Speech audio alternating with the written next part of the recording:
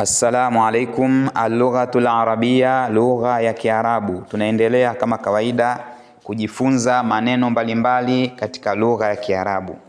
Hapa mtoto anatuambia aqifu, aqifu ninasimama, aqifu ninasimama, ma pamoja, zumalai na marafiki zangu, zumalai na marafiki zangu. Neno maa maana yake pamoja, maa pamoja, zumalai marafiki zangu. Aqifu ma zumalai ninasimama pamoja na marafiki zangu, binidhamin, binidhamin kwa mpangilio, binidhamin kwa mpangilio, fi fina'il madrasa, fi fina'il madrasa kwenye uwanja wa shule.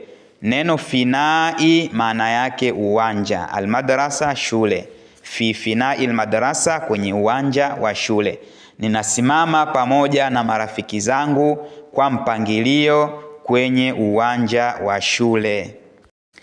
Mtoto anaendelea kusema adkhulu, adkhulu ninaingia, ma zumalai, ma zumalai pamoja na marafiki zangu, ila swafi, ila swafi darasani.